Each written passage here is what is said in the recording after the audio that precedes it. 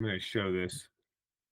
So, as we are connecting, ladies and gentlemen, to YouTube, that's right, our nearly 200,000 YouTube subscribers are now getting unfiltered access to our monthly show with TradeStation, where we are covering the most interesting charts in the market.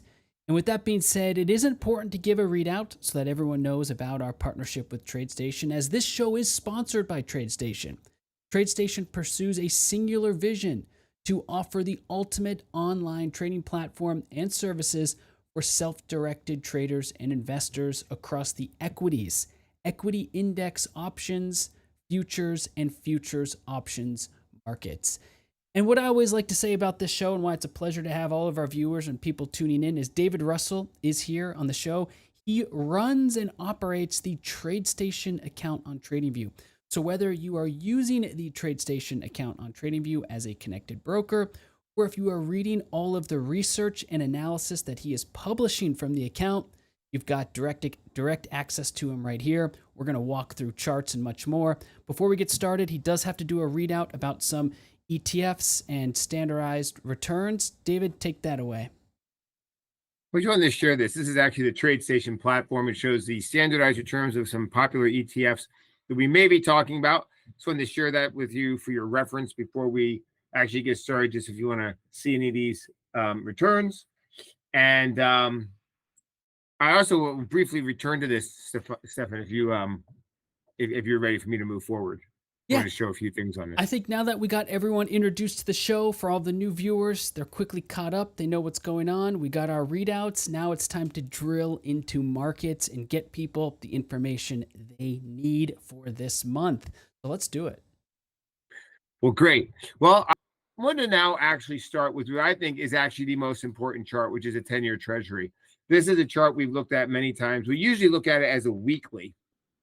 And what's interesting here is, we talked about historically, there are these levels from 2008 and 2007, and essentially how this level right around 432 was an important resistance level. It was really the high in the entire period when the subprime was collapsing, and it was a resistance level. We broke above it, and that's when the market really sold off last autumn.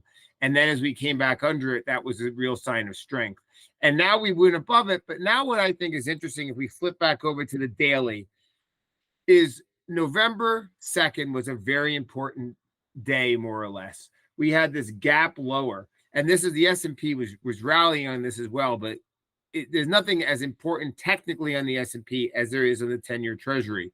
I'll just show you. If you look at the S&P that day, it was just kind of like, straight up. That's, nothing technical. I mean, it's bullish, but there's no clear level here that tells you much. But on the 10-year, there is something. You have a gap. And what's interesting is this gap now is becoming resistance.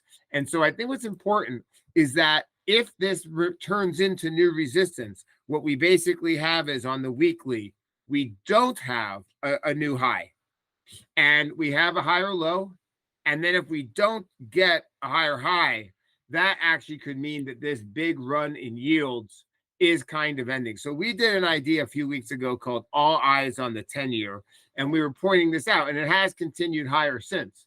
But I think it's important now to realize that, the 10-year, in my opinion, is probably the single chart that will essentially tell us what's happening overall. I mean, last year, as it moved higher, the overall market could not oppose it. But now, if this turns into a high, that could really mean that the this period of negativity for interest rates and things like that is actually starting to pass. So we started the year thinking it was gonna be 7 cuts. Now we've cut that all the way down to 1 rate cut this year. And so in many ways, in the background, despite the bullish market, we've actually taken a lot of negativity. We've absorbed a lot of bad news. The market, has the equity market has acted on some of that news. But the thing I think that's really important is that we've absorbed the bad news, and we took a little bit of a pullback, but we haven't broken down on it. And now what happens if that drumbeat of negative news actually stops and it actually goes the other way? Oh yeah, things aren't as bad as we thought. Rates have peaked. And the thing is, if that happens, it could unleash something significant, I think, in terms of risk appetite. And we're seeing some evidence of that in some different areas. So the thing I want to just very quickly point out was it's important to look back to this period in early November. On this day here, this big ugly candle. Now remember, this is a 10-year, so seeing it go down is actually good for risk appetite. But this candle, this was on November 1st when the Institute for Supply Management's manufacturing report was weak.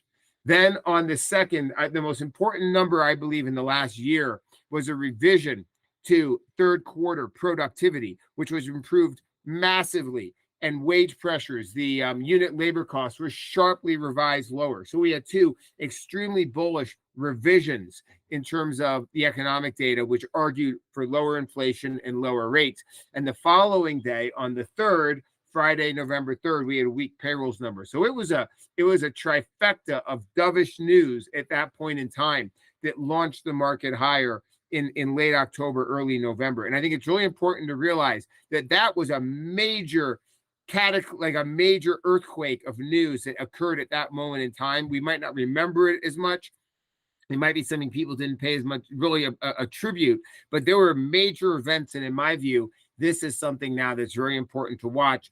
And with the Fed meeting on Wednesday, in my view, this could be something where, this, if this turns into resistance and we cannot get really above these old highs, it's going to provide signals. And I think especially the long-awaited move in small caps could be at hand. So if you look at something like the Russell, I mean, you could say a million things about this chart. You could say it's, making a higher low, it's holding the support. In my view, the Russell itself the actual chart of the Russell is not really what we want to watch.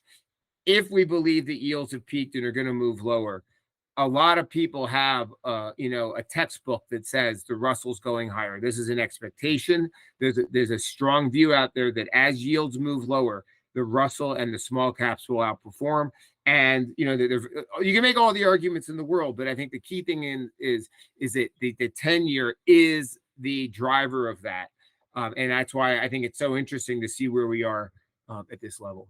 So one thing I want to bring up at this point, and I think it's just, many watchers are going to be wondering this, especially with the various backgrounds. And for you, this might sound rather simple, especially because we kicked the show off with interest rates. Maybe you could just give the beginners out there a refresher on why interest rates are so important. And, you mentioning risk appetite and how that connects to interest rates, just sort of giving them that, Trader Education 101 about why this is so important.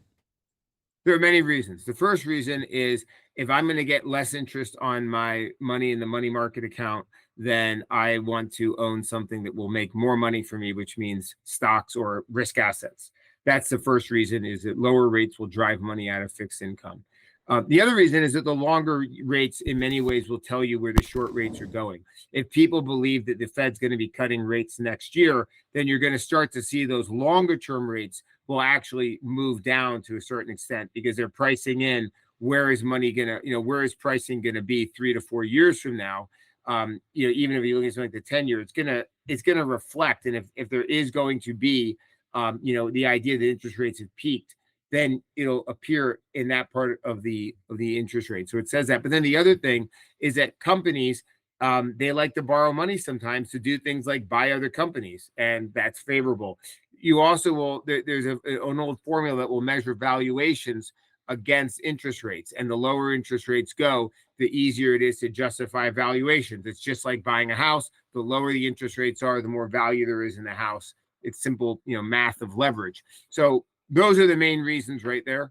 And I also think, just in general, the hawkish Fed is a negative thing. You don't want to be turning on the news and hearing that there's bad inflation and the Fed is raising interest rates. There's a general just sense emotionally of risk and of risk appetite that diminishes when the Fed is wanting to be hawkish. And if the Fed is getting dovish, that is kind of almost always positive for risk appetite, and that means equities. Wonderful background for all of the new traders and investors out there, because this is why oftentimes we do focus so much on interest rates and just simply should not forget about them in the background, no matter what asset or symbol that you are looking at on a daily basis. And I think it's great that you kicked off our chat with this TNX 10-year Treasury note yield chart. And going back to small caps as well, that's sort of just been they just have not found a way.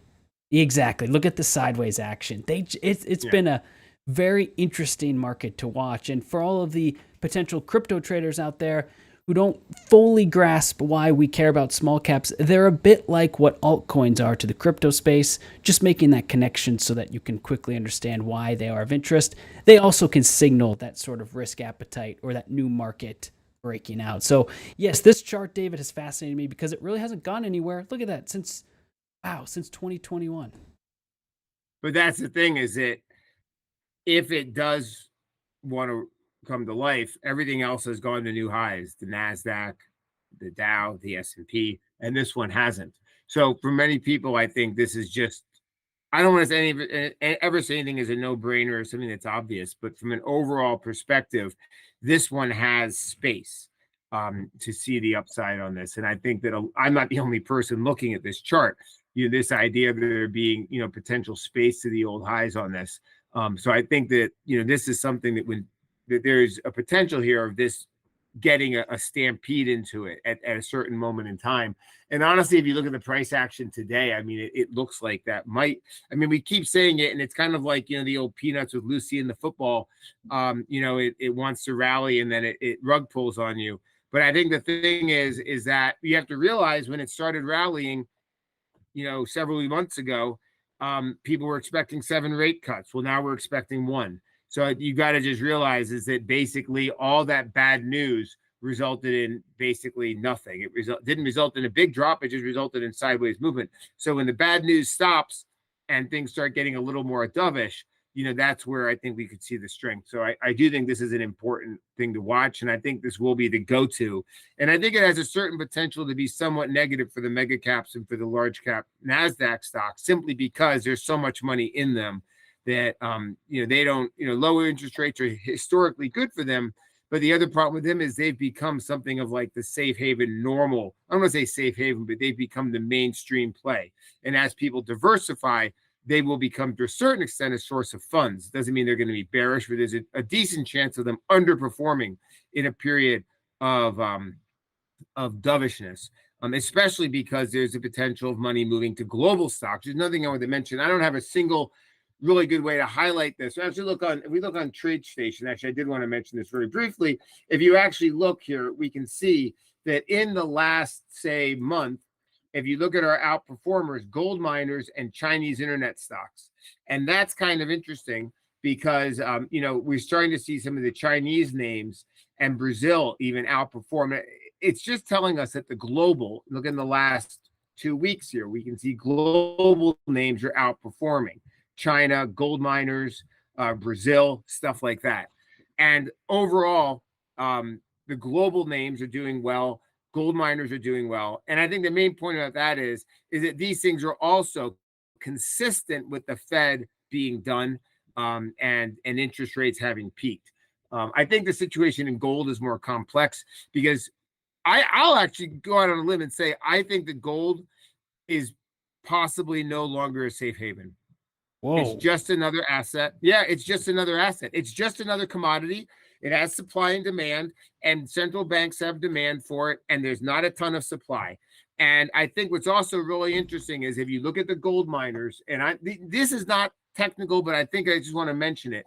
Newmont Mining, which is one of the biggest names, this stock had a big earnings report last week. But if you look at this, all right, now this stock is way below its all-time highs. And then if you look at gold is near high. So what was very interesting about Newmont was it basically they are starting to look to sell some of their assets. Some of these gold mining properties have been really neglected as assets. People haven't been wanting to buy them. There hasn't been any M&A. And as that gets unleashed, it has the potential for people to say, why is gold at an all-time high and gold miners are still way below their old highs? There's going to be value arguments. And I think the Newmont earnings report last week, it's the only gold miner in the S&P. It creates some of that. Now, the problem with this is these arguments I'm making, these points I'm making are not even entirely technical on the charts, but I think it's just important to realize that these are some things that are happening, but they're also consistent with my first point, which is that the TNX is there are signs of us getting to that dovish point where it was kind of like delayed, but not, destroyed as a thesis. The gold miners are so interesting for that exact reason. And actually, there's someone in the chat who wants us to look into gold, by the way, and they actually have a trade on gold at the moment. I don't know which side, whether they are short or long, but the gold miners are fascinating, though, for that exact reason, which is that they are essentially, compared to gold's big move, yeah, you're exactly right. They've just been in this downtrend, and to see them getting movement now has really also caught my attention too. I've read a few articles about sort of what's going on. Shouldn't this be, the best time ever for gold miners? But for some reason, not so much. But yes, walk us through now the gold chart as that connects to the gold miners making a move. And for our viewers who have a trade on gold or are watching gold, this is for you. So pay close attention. Well, honestly, gold is something that I've been wrong about, and I think what's interesting is this is a pattern. I think that is this the real important pattern here was this kind of it squeezed down to 2000 and then it exploded off that level. I was not looking at all of the points in gold. I think it's important to realize that there has been this narrative of central bankers buying gold and all this stuff. For a long time, we've heard the gold bugs talk about, these kinds of scenarios of all kinds of arguments in favor of gold that gold bugs have been making for a long time. And, they haven't been true. They haven't worked until about, 2 months ago. And now I think there is something to this. And I think that now that we have that kind of breakout, we are in a spot where we see that a new dynamic is now at play. So my view here of gold is that we're likely to see kind of a tight sort of upward movement in this. We see like 2 to 3 weeks up, sideways, up, sideways, and then continuation. And in my view, when things break out and they run, this is what they look like. Gold has not performed really for decades, or a decade and a half, really. And so I think it's important to realize here that this is something that might not have any significant pullback for a while. It could be a pretty tight move. I am focused in many ways also on silver, because silver is in a spot where it is still way below its old high around 50, and what's interesting here is had this strong move and now it's back near some of these old highs. So these are charts that for me are interesting, but also I think with the Fed coming up, we have to realize that these are areas now where it's all going to hinge on 2 p.m. Eastern on Wednesday. We just have to be careful looking at it and thinking, oh, it looks like a nice level here. In some ways, I think that we just have to remember that that's a mega event that's coming with that Fed meeting, and that the moves are likely to be pinned to that event, and then payrolls on Friday. So from my perspective, it's tricky and I don't have any clear views on them. But all of these things are telling me in some ways that, well, for one thing, it's helping to suggest that, we are at a point where rates in the Fed will bend to where they want to be. But then the other thing is that I think that gold is in a different world now. And one of the stocks I wanted to get to is actually kind of related to that, which is Freeport-McMoRan. I want to get to that. But I wanted to just mention this overall, that what we're seeing right now with things like copper, gold, silver, and to a certain extent oil, these are now based in many ways not on kind of macro theses of like weak dollar or safe haven or these kind of themes. These are based on supply and demand. And the fact is that these products have not gone up for a long time, and they have not been produced in large volumes, and there is limited supply, and there is increasing demand. And it's a fundamental thing more than it is some kind of macro or thematic thing. And in many ways, that's the place that can be the most promising. When something starts on fundamentals, over time, it becomes momentum. But what's interesting to me is these moves have started based on fundamentals, which means that there is still time for momentum plays, for momentum following, momentum, sort of strategies to follow, and trend following would only just be starting in these. Fascinating that you've just mentioned the possibility that both gold and silver are not so much they're driven by supply, potentially not meeting demand. And I read an article actually about the rise of semiconductors, and how some of these metals are just getting more and more important in the creation and production of semiconductors or more devices. So both gold and silver are fascinating from that standpoint. You're right, they went sideways for a very long time and are now starting to show that next step. So yeah, this gold chart, for example, I mean silver chart. This is silver. Yeah, very interesting that silver has not taken that breakout to the next level yet, but gold has. So Yeah. I'll surely be adding silver to my watch list. I mean, that alone is remarkable. Can you zoom back out to its highs? Yeah. Wow. Yeah, Yep. around 50 way back in 2011. And what's interesting is this was a momentum move, right? But the thing is, if you look at it, this is not even a momentum move yet. So I think that's what my point is in this is that, bull markets usually, I mean, to varying degrees, they often have in their early stages a real fundamental reason why they're happening. And then you get the momentum and the leverage on top of it, and people start like piling in and then you get a complacency and then an overdone and then a collapse. But that's not what we see now. We're not even at a point yet when I think you can really argue that these moves are based on momentum or any kind of trend following. So we could be in the stages now where this is truly driven by the underlying fundamentals. And I think that is what maybe is interesting, because this could get to the point when people start piling in. And I think when we know that the Fed is, all right, it's going to be one cut this year, when we have a sense that the Fed is actually going to, they're kind of at the end of this process in one way or another, and we know that rate cut with a greater confidence, that is when we could see the kind of explosion in these. So I wanted to just mention that. I will say also that I am watching Bitcoin, and I have never been a big fan of crypto fundamentally, which might be heretical to say, but what's interesting to me is that I did have some lines here. I want to just point out that I just see this descending sort of thing here. And what's interesting to me, I mean, it was a little bit of a descending channel, depending how not a descending channel, a descending wedge, which has some potential. Bitcoin has a tendency to squeeze down and then explode higher. And I'm just waiting to see if that happens, because what's interesting here is that if you look on the weekly, we're back to these levels, and we're not really getting rejected at them. We're just sitting and coiling. And I'm not enough of a crypto expert to really know like where we are in a cycle or anything like that. But I want to just mention that I'm watching this sort of descending press down, because I'm seeing, in my view, the potential for, maybe, a move in Bitcoin for the first time in a while. I think that if it holds here above 60 and it cannot break to new lows, and it just holds here, at a certain point in time, we could see some activity in it. So I don't know what to think of it, but I do think that the tightness of this action is starting to potentially, lay the groundwork for something. And if it starts to move to the upside, then we could be looking at that historic breakout that we've probably, and many people have probably been waiting for a long time. So I'm kind of watching this one. I mean, I'm not saying it's going to do that. And to me, will it break under 60? That's, something I think, people, need to be aware of. But in my view, as long as we kind of hold above 60, to see the tight pattern forming above 60K, it could be more of a sign that it's getting ready to extend to new highs.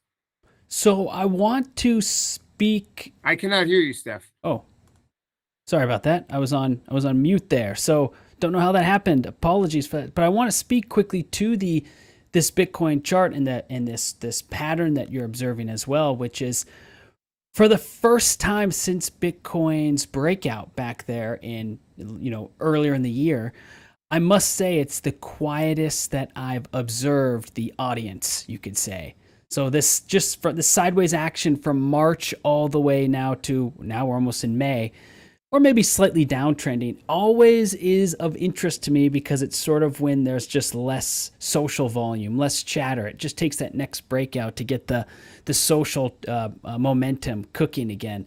So this also has had my attention. But what I find interesting in the charts you're showing us related to even gold, for example, is there's really no correlation between Bitcoin or gold, which I find so interesting. There's people have sort of said they have similar use cases, store value, right? But they're not trading very in a similar fashion at all, at least from my observation. Curious to hear your thoughts on that. Well, it's one of the reasons I'm less bullish on Bitcoin, to be honest, is if you actually look at one of the things that has driven gold higher, it has been central bank buying by China, Russia, India, these countries. And in many ways, there's been a great migration of gold from the west to the east. Central banks in the west have been selling gold for many years, going back into the late 80s, early 90s, I believe. And in the last few years, especially with some of the geopolitical situations, we've actually seen the Asian central banks and Russia and stuff buying more gold. And then the idea of this, there's going to be some kind of alternative currency of some kind, this BRICS thing, which in many ways people have talked about there being a potential for there being something of a gold standard aspect to that, kind of like the way it worked with the British pound in the 19th century. So if you put all those pieces together, but then you also realize China is not a fan of Bitcoin, and India is not a fan of Bitcoin. I don't know exactly where Russia stands, but China and India have taken regulatory steps against Bitcoin. So the question is if you're thinking of the world of these huge economies trying to have a system that is doing something, and they're buying gold and they are not supporters of crypto, then that I believe is actually an important thing to kind of think about with this. And I think it actually explains some of the movement. And it's one of the reasons why I'm not as sure on something like crypto, because I don't think you're going to get those Indian buyers and those Chinese buyers the way you do get them in gold. Super interesting. And just take us back to the gold chart really quick so we see Bitcoin, the breakouts that you've drawn, the latest pattern. This is the daily now, yeah. Wow, see that? That's so interesting. So the same time that Bitcoin started to go sideways, it's almost as if gold broke out. And that is definitely a development to watch. And to the viewer in the chat who was asking about gold, we hope that this deep dive, maybe sparks some new insights for you or ways to approach the markets. But David, now that we've covered gold, silver, Bitcoin, you had some other charts for us, right? Because I know that there's an earnings season coming up, which is like, is it Apple's reporting this week, correct? We're going to have the biggest earnings report of before summer really kicks off. It is. Let's see. So basically, there's a few things I wanted to mention. Apple, I think, is on May 2nd, which is, what is that? That's Thursday. That's Thursday. So, this is Tesla. Now, we had done some kind of chart studies, and we had identified this level, and we went down and hit that level. We went a little bit under it, and I just think it's interesting now to kind of see what I would say in many ways. When I look at the market overall, S&P has not gone back under 5,000. We are structurally in the S&P. I mean, just really quickly, there's various things you can look at here on the S&P, but what's interesting is to see how we've held these weekly levels. This was when NVIDIA reported earnings and the market gapped higher. We gave that back and went down and tested that. And what's interesting also, if you look at the NASDAQ, we pulled back near the high from last year, and we just barely held that. I mean, we didn't even touch it. We almost touched it, but we just bounced above it. So both of these to me suggest here that the overall equity market is, this bull market is continuing. And I would just say, like I said with Tesla sometime back, I said Tesla's fundamentals are probably bad because the chart looks terrible. And we were right about that. We were talking about the breakdown in Tesla somewhere back here. Maybe the 200-day moving average. I don't know if I have it on this chart. We did an idea on it right around here when it broke under the 200-day. The market was doing great. Most stocks were above the 200-day, and Tesla was not. And we said the chart is going to tell us where the fundamentals are. And we believe that the technicals will usually front run fundamentals. And what's interesting here is that we saw that. Now, I took the S&P overall. We still have negativity on GDP and on inflation, but the S&P is still in a bull market. And from my perspective, that means that the wise thing is to basically stick with what the S&P's price action is telling you, and to keep that bias. Yes, we're in a bull market, and that means that things emotionally like this, when you see these kind of weakness, is to realize that a major stock like Tesla in an overall secular bull market does not continue to new lows. And then good news just kind of magically comes out of the woodwork. Like today, they suddenly announced this thing in China with Baidu with the self-driving cars. Suddenly it goes from being the worst stock to now something that people say, why wasn't I buying it under 150? And I think that is what happens in a bull market. So I just want to point that out with something like Tesla here. This is actually a sign of the kind of bull market we're in. And I think it also creates a situation now with Apple. Apple reports earnings on Thursday afternoon, but in many ways with Apple, the earnings are not really what matters. What matters is they're going to start doing, I think it's on, when is it? It's in June. They have the Worldwide Developer Conference. And now the big expectation is on June 10th through the 14th, they are going to unleash or release AI products in that. Apple has been, absent on the AI story. And so I think it's interesting is we've talked a lot about, we did various ideas about this level around 168. We talked about how it was at this point, it was oversold, it bounced at that level, and it's been just kind of holding in there. So I think it's important here that to realize that is essentially the dynamic in play. And I think my point is the S&P remains in a bullish pattern, an overall bullish structure. And when you're in that environment, the bottom doesn't fall out of things, or very often at least having more of that airing in the direction or that bias toward the bullish does pay off. And I think that's an example of kind of what we're seeing now with Apple. I think both of these companies had big problems, and now those problems are turning into hope. And I think that's just such and look at what happened with Alphabet. I mean, they were like Tesla not that long ago, and then they suddenly fixed their business, and it's like, oh wow, I forgot that YouTube is actually like the single best website in the world. I mean, it probably has the most time on page of any website anywhere. And basically they just crushed it with those with the advertising there. So the thing is, you're looking at companies that can, I think look back to the beginning of last year. Tech companies, Meta, started cutting costs. They started buying back stock. These guys can pull all kinds of rabbits out of the hat. Meta did a dividend, and then Google did a dividend. And so now Tesla can go from being, having one problem to suddenly having a new virtue. And I just think that's what we're seeing. And this is consistent with a structural bull market. So there's a few things I have to comment on in that regard. One, which is what you ended on, which I find spot on, which is about last year or so, or somewhere in that region. That is really when the news did start to hit about cost cutting, layoffs, all these certain, you could call them negative headlines, but for the business, very positive, because it would just lead to more profitability, more free cash flow. They were sort of, reevaluating their maybe where they were overspending. And Alphabet did seem to fall right into that perfectly. And your comments on YouTube are also spot on. I mean, that website and app continues to get attention. And even in this trader space, I mean, we are streaming on YouTube right now. We've already had 434 people pop in. Several or a handful of them are in the comment section. So it's pretty cool to see that actually play out and almost be a part of that growth. And then related to Tesla, I think what's interesting as well, and maybe with Google a little bit, is it did feel like there was some, like you mentioned, some maybe too much negativity toward Tesla. And all they needed was the slightest upside or surprise that maybe things weren't as bad and it could catapult higher as it did. And I kind of feel that way about Apple, actually. When you're walking us through the Apple chart, it sort of struck me as, this Apple chart looks a little, yeah, exactly. You got the double top marked up there. It's been in a downtrend since November of 2023. I mean, that doesn't sound much like Apple. All they need to do is just have the slightest sense of hope that things are back in track. And I think that Apple chart can get back in its normal bullish rhythm. But we'll find out, because one thing you also said, I was just taking note of, was your observation on Apple and AI.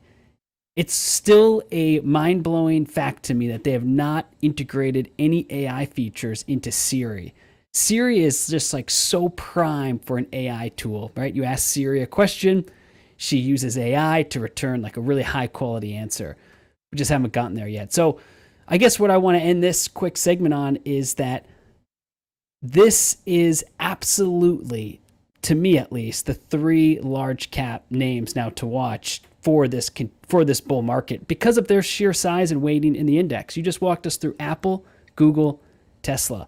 So I'll leave that there. And if you have any follow-up comments, I'm interested to hear them. And I have noticed you pulled up UBS a few times, which not a name you hear often, but yeah, let's take the mic away. Really quick, I was on Apple. Tim Cook has been late to the party before, but he has succeeded, like with things like stock buybacks, stock splits, all that stuff. He was reluctant to do it, and then when he unleashed it, it drove the market to new high, drove the stock to new highs.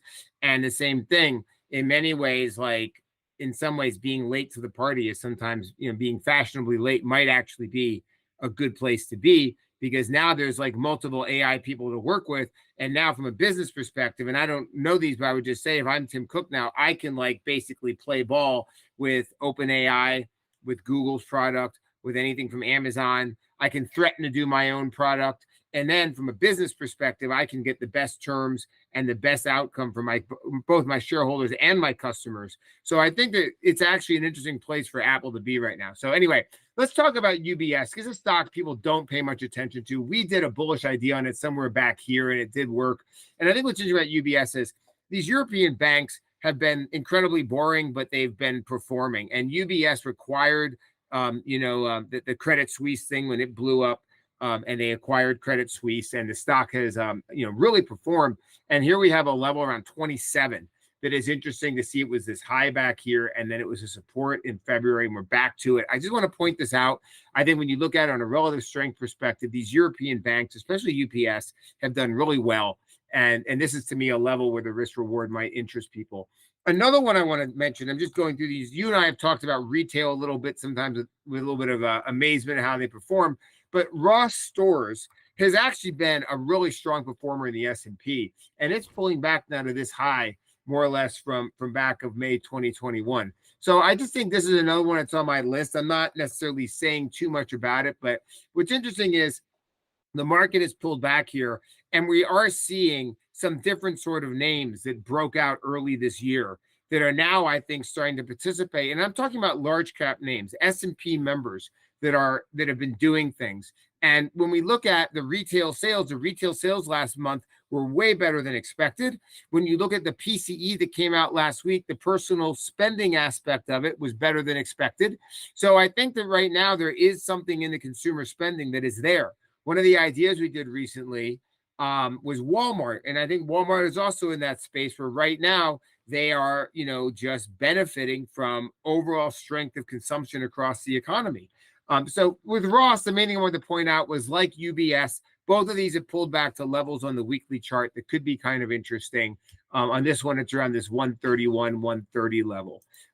In terms of near-term names that look potentially the most interesting, and some of these might be names that people think about, using options on, things like calendar spreads to kind of leverage moves that could last months, because these names I'm now going to go through look to me like they have the potential for continuation of multi-month trends. And the first is General Motors. What's interesting about this name is to see the way that it just consistently made higher lows and building some support.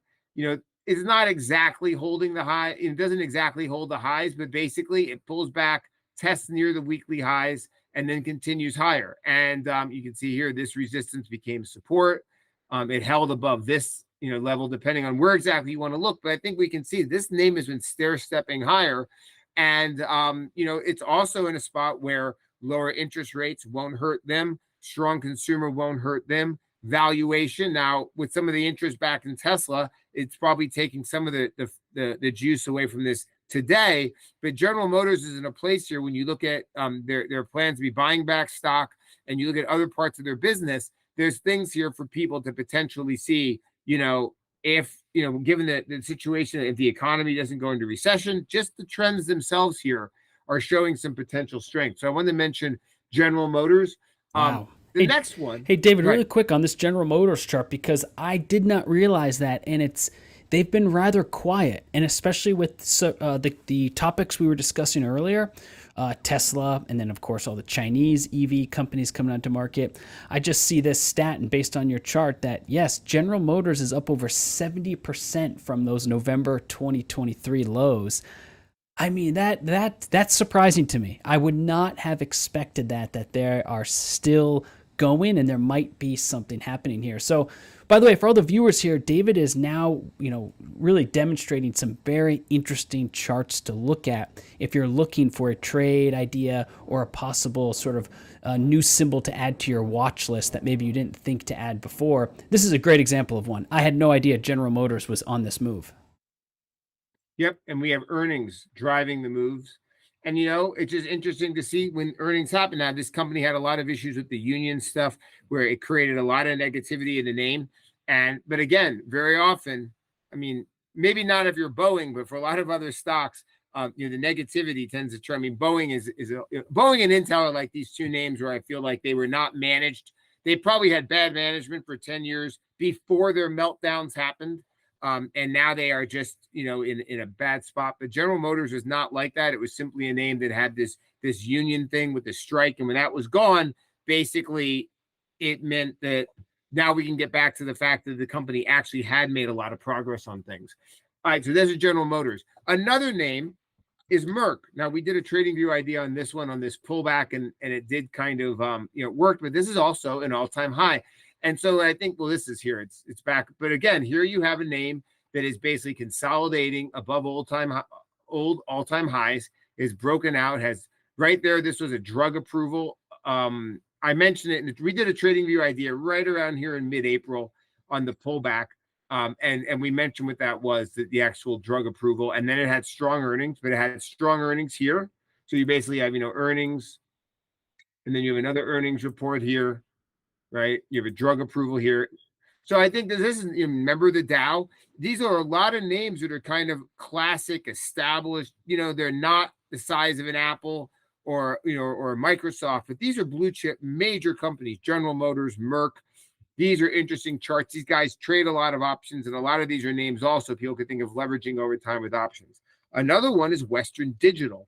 Western Digital has been just in a pretty clear uptrend here. And I think that this is another name that is kind of breaking toward old highs. And I want to just, point that out. To me, like I said, I think what's interesting about the market now is that we are seeing a widening where people are not just going into like crazy speculative stocks. These are, established companies that are showing signs of, of breaking out in various ways. Another one is Walmart. We did an idea on this one not very long ago. We emphasized this falling trend line here that's looking to break above. Again, this is a name where the business has been very strong. It gapped higher on earnings, broke out to new all-time highs, and here it has moved sideways for about a month and a half. Very little pullback. And, tight is often bullish. Volatility, when things are not volatile, it means that there's not sellers. It means there's not leverage. People are not leveraged to this name, and therefore you get those sharp kind of margin call related sell-offs. You get a tight sideways move and then continuation. And that has been in many ways the name of the game for this market. It's consistent with other webinars. We've shown the balance of in money market funds. People have a lot of cash on the sidelines. That has been a pattern. And so I think it's important to realize something like this with Walmart. We have this tight sideways movement, this falling sort of resistance, the 50-day moving average coming up. You have some other moving averages that are right on here, like the 21-day exponential that it's now getting back above. This is, I think, another name that is a major, obviously, blue chip company. Now, I want to talk about Freeport because there's not a lot of copper names out there. This is the most liquid and heavily traded. And this company had some really interesting patterns back here when it broke this downtrend. And, it clearly broke out of that downtrend. And now, you can see also we have a level here that it didn't even really pull back to the high from last year. This was a major stock way back in the old days of 2006, 2007, when the global commodities bull market was happening.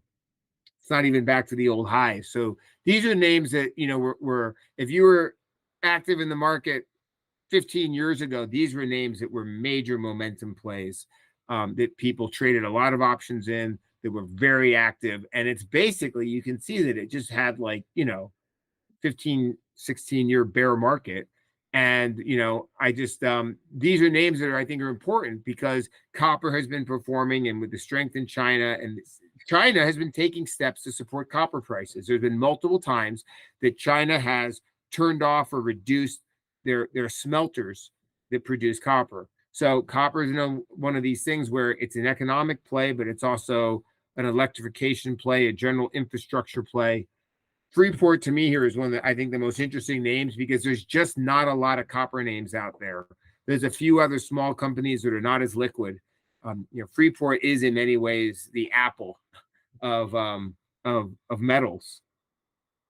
So, what I'm going to say to this really quick is, as you've been showing us these ideas, I've been reminding some of our viewers that they can follow the TradeStation account on TradingView to see some of the ideas that you've referenced and have published. The Merck idea, the Walmart idea, the chart you had about Apple. And I think that's just key because now they can, any of our viewers can, watch this show and then go see the research. They know that you're the man behind that research. So they've sort of got this great level of access to TradeStation and all of the research that you're putting out there. Now, in terms of FCX, which I just think is so fascinating, and it ties back to our conversation earlier about silver especially, is how some of these commodities have still not taken out. Well, I guess in some cases the commodities have, but the equities that are responsible for such commodities are doing the majority of business. As you said, FCX is the Apple of copper. It's still below its 2007 highs. Do you have any insight into why some of these, gold miners, another example, they are so they're lagging the market, even with gold being as high as it is. FCX, not necessarily lagging the market, but still under its all-time highs, and commodities have sort of been in a bull market. Do you have any insights into why maybe they have lagged, or is it possible they could turn things around? Are they finally able to take advantage of higher commodity prices? What are your thoughts there? My sense would be that we're actually in the beginning stages of what could be a multi-year move in these names. And the reason is because they have been under-owned and hated. And it's important. People, I think, forget that we had a real bear market in the material sector since 2011, 2012. China raised interest rates in 2012, and they put the brakes on their economy to end inflation. And in many ways, all these stocks, the bear markets that we're talking about, they all go back to that moment right here around 2011, 2012, when China started raising rates.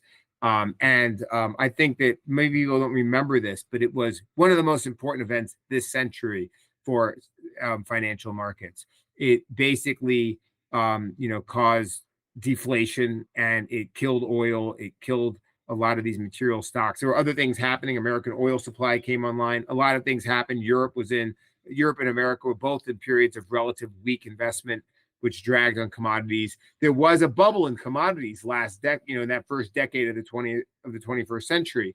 But the thing is all that's ancient history now. And I think that these guys have lagged, and the fundamentals have, after years and years of the supply demand balance being one way, they have been turning. So from my perspective, there's a decent chance that we are in, the second or third inning of what could be, we talked about the move in materials, the XLB, some time ago here. And I'm just, we had talked about the breakout through this old high. And, this, I think, was a very important, chart that did not get enough attention. But this breakout in materials, again, we did not even pull back to test that. And to me, everything about this is kind of consistent with that pattern of the fact that this is a sector that is under-owned. And if you think about the American economy doing well, if you think about China coming out of its funk, if you think about Europe cutting interest rates and things like that, I think that all those things together argue in favor of something in commodities. And so it's just been a cycle. They go through cycles. The 90s were bad for commodities, in the early aughts, or whatever you want to call them, before 2012 were good for commodities. So it's been 12 years, and now would be the time that it would make sense. And you see some fundamentals happening with that. And there's obviously some degree of geopolitical risk with it, but there have been issues with copper. The Chinese have been reducing production. There have been strikes in different Latin American, I don't know much about them, but there have been strikes and different labor issues in some of the Latin American mines. So this is actually, I think, something that, we should kind of be thinking about. And then you have the whole electric vehicle argument. And then you have the idea of if the Fed is finally getting ready to think about cutting, and we can actually say, all right, now we're going back to that. All that is a positive potentially, for copper and these sort of names. So I have to say, this is a very a new direction of our show, because historically we have definitely focused on the individual names. But what I like about everything you just analyzed is the macro lens that you just, flipped on, especially from the perspective of some of the geopolitical events you mentioned about strikes and other aspects like that, because this is something that we'll definitely want to follow in the scope of, if materials get more expensive, that could just lead to more inflation. It could really change sort of the dynamics for various equities and make these stocks, even the XLB ETF, where I believe its largest holding is FCX. So very interesting there. And one of them, and one more comment I'd say on all this too is, yes, taking us back to Tesla and some of our other EV comments, I think it's kind of underreported or underanalyzed just how much the EV rise is going to change the consumption of some of these materials or new commodities, because the same components that go into a battery or an electric vehicle is similar, but also quite different than what goes into a regular combustion engine. So I like that we dove into this, because I think a lot of people will see some very longer term sort of macro perspectives. One thing I would say, but correct me if you think I'm incorrect here, David, is these moves do play out over long periods of time. Would you agree with that? Even going back to the commodity bull market that you mentioned earlier in the decade. Yeah, these take time. These are by their nature, mines and these things are multi-year assets to build and permit and all those sort of things. So you don't flip them on or off. And that's one of the reasons why when they get bad, they're really bad, because you have capacity and then you have extra mines that are producing, and then you have oversupply, and then it swings the other way because the supply demand. I would just say with electricity, with the EVs, is that you also have the idea of grids needing to be upgraded along the way, and all that will portend for copper. So, I mean, I had to end, though. I did want to get to Goldman. We had talked about this, but I think it's interesting. Goldman Sachs here sneaking toward an all-time high, if it isn't that one already. Today, new all-time high today. I hadn't even noticed that yet. I knew it was near one, but I want to point out here, we added Bollinger Bandwidth. Bollinger Bandwidth went down to, this never happened, I think, like ever. I looked it back. I tried to do I tried to code some stuff to find out, but Bollinger Bandwidth never did this on Goldman. It basically just was completely flatlining, and it's an incredibly tight sort of period here. And it was, to me, this is something that I think has the potential for some continuation, because when you get these sort of tight patterns like this, it basically means that there's just a steady incremental buying at higher weekly lows, and we get that final pullback and continuation. And now we're getting the breakout. To me, Goldman here under the radar. But I wanted to just highlight the last names I went through: General Motors, Merck, Western Digital, Walmart, Freeport, and Goldman. These are all S&P members, and you don't have to go out and people, if you're a big investor, you don't have to be going out and buying GameStop or something that is high risk. There's a lot of other names out there for money to migrate into, as this market develops. And the breadth doesn't just mean the Russell 2000 and the small names. There's a lot of these other names out there. I just want to mention, because I saw it on the chart as we spoke, when we looked at XLB, the Fibonacci. Yeah. Go ahead. Oh, what I was going to say is, and let's come back to this Fibonacci, but I noticed from our show last month, we did some really nice analysis into indicators. That chart you just showed of Goldman and the Bollinger Bandwidth, can you tell us about what you're measuring there and why that matters to you? Because my first impression is, looking at the chart and seeing the Bollinger Bandwidth that flat for that long and low, you rarely ever see ranges that tight. So walk us through that. Yeah, I mean, Bollinger Bands, we know Bollinger Bands in terms of giving signals of overbought and oversold.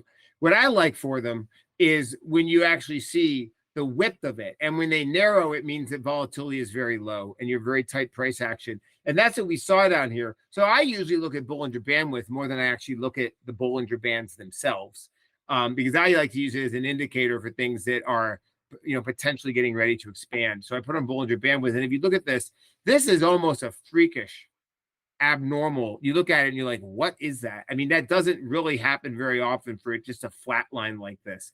It'll fluctuate, but it just flatlined. So to me, this was a really unusual pattern here in Goldman, and it just tells me that there were no sellers, and I think that basically people are saying the capital markets are going to come back, Wall Street is going to come back, M&A is going to come back, and therefore Goldman is going to come back. And if you look at it, it was one of the first, if we, let me just go to weekly so you can see historically here, when in 2021, it was one of the first financials to break out to new all-time highs before the XLF, before JP Morgan. So it was one of the first to break it. I think it was the first major financial of the big names to go to a new all-time high in late 2020. And that was interesting. And so I think now it had this period of consolidation, and now here it is pushing against, as it approaches these old highs. You can see it had a weekly high here from November 2022 that it was breaking around 390, and it did break that. But I think the real story here is that the market is saying the 1990s style market of IPOs and M&A, it can come back. We haven't had it in a long time, but it can come back. And if it's going to come back, Goldman's the name you look to. And I think that is what this price action, this is weekly now, so the Bollinger Bandwidth is different, but that's what this type price action was telling us. So the indicator walkthrough, I think, was so cool. I personally have never looked into Bollinger Bandwidth. I definitely want to start to utilize that. I'm not sure if it's bullish or bearish. I think in this standpoint, the way I would use the indicator and how you demonstrated, gave us that walkthrough is, especially because the chart was trending upward to begin with, it strikes me as a really nice way to spot a bull flag and to have that added indicator that almost confirms the bull flag, right? The range is so tight, volatility's down. It's like someone's just in an acquiring phase until that upward move. And then in terms of Goldman making all-time highs, whoa, I would not expect that, and for a number of reasons. Even the rise of crypto, for example, right? It's sort of the antithesis of traditional Wall Street. Work from home, right? That's away from a singular place at Wall Street. But Goldman at all-time highs, I mean, I don't know a bear market that started with Goldman at all-time highs. So once again, by the way, to all the viewers out there watching this, I think one key takeaway that we need to remember from this show too is David will show us corners of the markets that we're missing. And you mentioned this earlier, David, about maybe just watching GameStop or other hot stocks or just specific cryptos or Forex pairs. There is a huge market out there, and we got to look at many different markets or individual companies that you may not be looking at, but are sort of in the background, hiding away from you, and maybe a really interesting setup is forming. And what a way to end it with Goldman at all-time highs. I just did not see that happening. It was one that I've missed. Yep. Well, I wanted to go back also and mention that when we did our TradingView idea of the materials, one of the things we noticed was the fact that it held a 50% retracement. And now if you look at the move here, that it had, I'm not sure if I drew the line exactly. I just noticed it now as we were speaking. But in many ways, if you look, I mean, you go Friday is the beginning of a move. Generally, you look, that's how you do the Fibonacci. But we essentially also held a 50% retracement of this move. So that's interesting. I wanted to just mention that as well with the materials ETF, XLB. No, wonderful. And the way you use Fibonacci is I think for the viewers out there, I've seen a comment or two, is they appreciate the way you've reduced it just to 3 key Fibonacci levels, as opposed to having this, enormous array of different colors and different steps in the Fibonacci sequence. So yeah, great. Excellent pointing that out. Now I have to ask before we wrap up, is there any other final chart we should end on? Or I know, actually, what might be interesting is, because I saw a comment earlier, someone was wondering what economic events, you're really watching this week. I believe there's a Fed meeting you mentioned already, and another event on Friday. Maybe we can end with that so people can mark their calendars accordingly. Fed at 2 p.m. on Wednesday, non-farm payrolls 8:30 Eastern on Friday. In my view, though, the real thing is going to be the trend of inflation. And it's just going to be things like CPI. And we don't have time to get into the oddities of the way inflation has been recently. But I think that in many ways here, this is a kind of a process. And my expectation is actually that the market now, S&P, to just very briefly go back to it, I expect a period.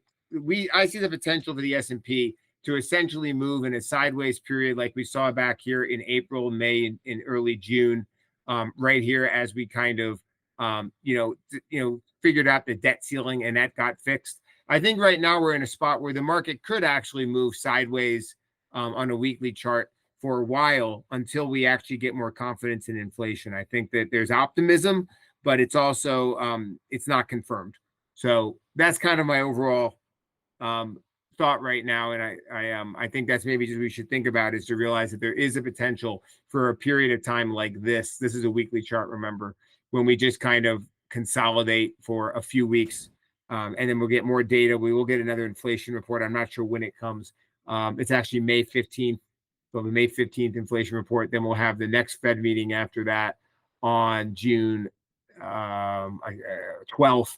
And I think the inflation report might actually be that same day. So I think we have these next big inflation reports that will help us really know whether or not it is going to go down. And I mean, there is some risk that inflation really does not get better.